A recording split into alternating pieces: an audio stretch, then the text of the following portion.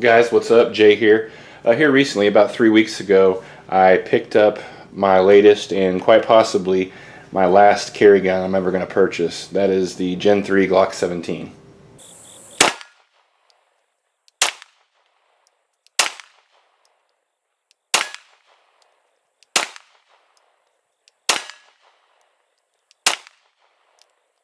So in the past, I've always had really good luck with Gen 3 Glocks. Matter of fact, that's all I've owned. I've only owned 4 Glocks. Here's the RTF2 Vickers 19, and of course the latest acquisition, the 17. I owned a Gen 3 Glock 21 and a Glock 23. And quite honestly, probably out of all the pistols that I've ever had, as far as, you know, whether I've fired or I've owned myself, Gen 3 Glocks just seem to almost be this like magical wand, because unless you have issues with ammo, or like, you know, cheap old ammo, I've never really had too many malfunctions with them. Now, of course, you know, if you get mud and stuff in them, whether you're training or not, like the old adage goes, if you haven't had a malfunction, if your guns don't malfunction, then you're just not training hard enough. And I believe to some extent that's definitely true. But Gen 3s, I don't know, they just always done it for me. And quite honestly, I'm probably a little bit superstitious also, because as you guys know, the Gen 4 Glocks are, the issues with those are pretty well documented, and I'm fairly confident that by now Glock has them all worked out before they introduce their Gen 5. But I will say this, now I know that many of my friends and many viewers have Gen 4 Glocks, and they love them, and I'm sure they're reliable and I'm sure they do well. But as far as me personally, whether it was just getting together with some friends, going to a public range, or taking a training class, every Glock I've ever seen that choked or had issues, whether it was with reliability or whatever, for whatever reason, coincidentally, it just always seemed to be a Gen 4.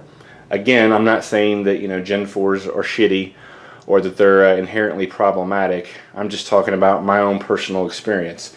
So basically, I guess from the standpoint that I never saw a reason to, I guess, move on to the next generation of Glocks, and, you know, coupled with the fact that all the problematic pistols I've seen under the Glock label have always been 4th gens, whether it was just erratic ejection or weak ejection, or problems with the triggers. A lot of people say that you can't really tell a difference between, you know, whether or not you fire a Gen 3 or a Gen 4 Glock with that obnoxious hump that they put on the trigger bar.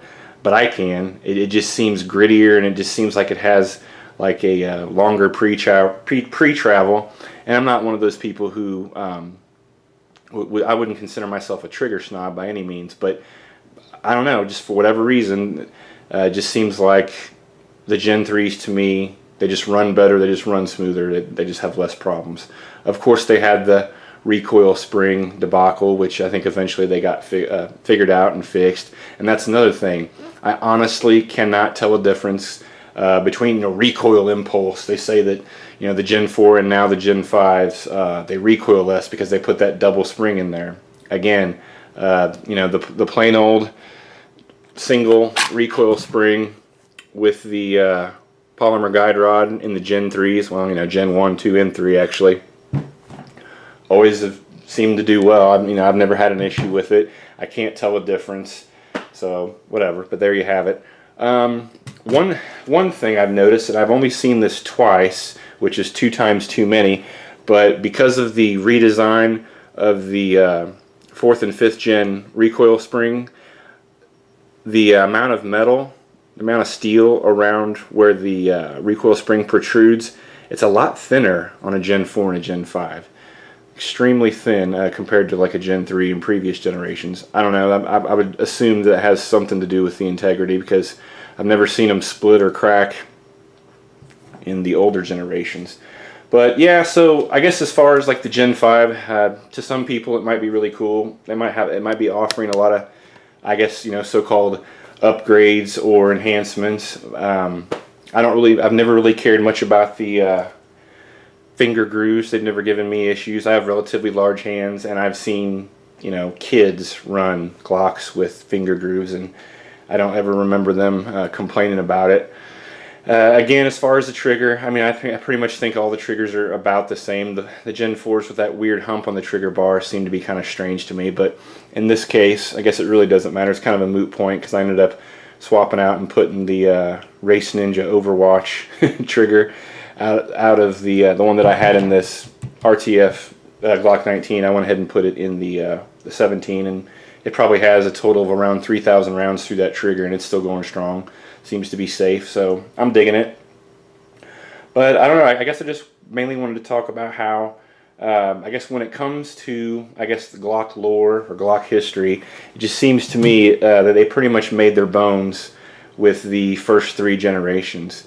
And those of us, I think, who are old enough to have shot Glocks, back, whether it was back in the 80s or the 90s, whenever the 4th gen came out, just didn't really see a need for it, and I kind of feel that way about the Gen 5. I mean, I don't have anything against the Gen 5s. I've never fired one, so I can't really comment on it. And I'm sure for some people they're really going to dig them, but I don't know, man. To me, I'm pretty satisfied with the Gen 3, and for whatever reason, probably just because it's just a full-size gun with a longer grip, and I've always been able to run and shoot full-size Glocks better than the smaller ones. I mean, I know, you know, the Glock 19 is pretty much the pinnacle of Glocks. It's the one that's most widely purchased and the one that's most, you know, heavily recommended. But for me, I've always kind of believed in the old adage that you should carry as much gun as you're comfortable with, and with the right belt and the right holster, by the way, which is a Green Force Tactical India,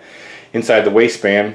As long as you have those 2 elements, a good holster and a good belt, I don't have trouble carrying a full-size Glock, honestly. But I'm, you know, probably above average size person. But I don't know whether it goes back to the TP9SF or my original full-size Smith & Wesson M&P. Man, I just really enjoy running full-size guns better. And if you can deal with the little bit extra length in the grip and the slide and barrel, I say more power to you, because I like having a couple of extra rounds. Not necessarily, I don't think it's necessary, or you know, needed.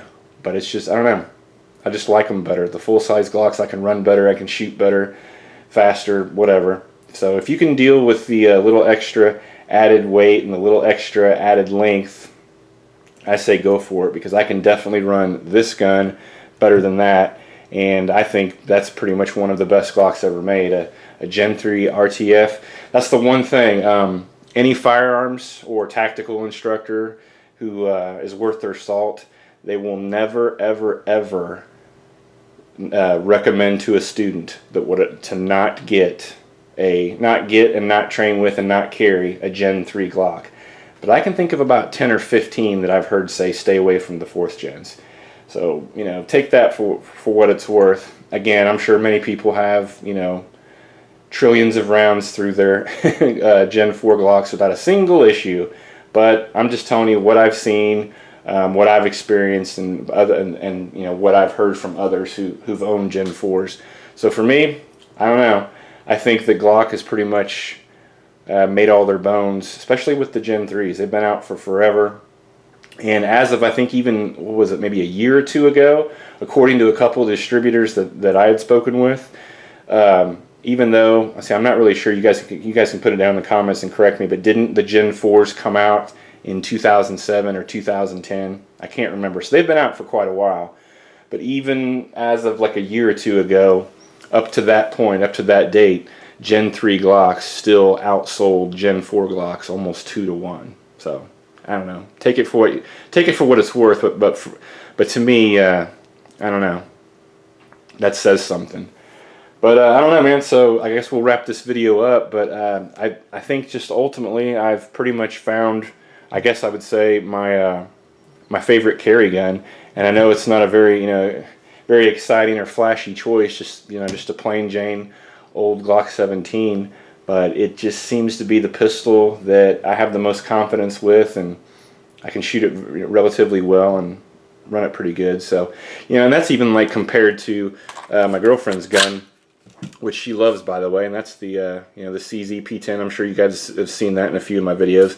I took 2 different training classes with it here recently, and the gun did, you know, perfect. It did flawless, and it was a lot of fun to shoot. And all the other students, and as well as Jerry Zigner, the instructor, everyone who got to shoot it, they loved it. So they were really impressed with it, and I am too. And to be quite honest, I think there's a lot of features on this gun that are nicer and or better than my Gen 3 Glock 17, which is precisely the reason why I steered Michelle into getting it, because I wanted her to get a gun that kind of helps the shooter run it well and helps the shooter be more accurate. So, but you know, like I said, it's her gun. That's why I steered her towards it, and that's why I got it for her.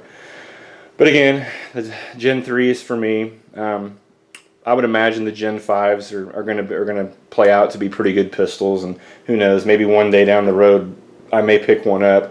I always kind of wanted to get a Glock 34, and whenever the Gen 5s come out, maybe, I don't know, maybe in a couple years I might get one.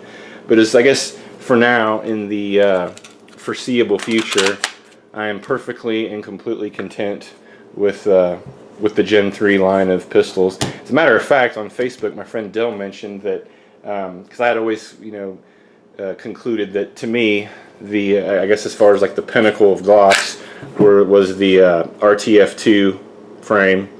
This is obviously the Vickers. This is the 19, but the old school ones, I think, that came out in the mid 2000s with the fish scales. God, I regret missing out and getting one of those. But supposedly, they're going to be, Glock is going to be in a limited run, going to be releasing those in Glock 19, 17, and 22. So who knows? I may have to pick one of those up. But yeah, I guess as far as the only changes, like I said, I just ended up dropping in that Overwatch Ninja trigger that I had in the Vickers 19, and I did put these Ameriglow cap sights on there, which I'm digging quite a bit. I learned about these and got the idea from Dave Spalding of Handgun Combatives. He really loves these sights. Matter of fact, he has his own line of them. But yeah, so combination of just dropping in that trigger and putting those Ameriglow cap sights on there, combined with the Green Force inside the waistband holster in a sick-ass blood red, I think I'm content, man. I think I'm done buying pistols for a while. There's a couple out there that are kind of intriguing, but I don't know. I think I'm squared away. I like what I got. I like how it runs, and I do well with it. So I don't know. So any thoughts, questions, or comments, feel free to leave them down below, and you guys take it easy.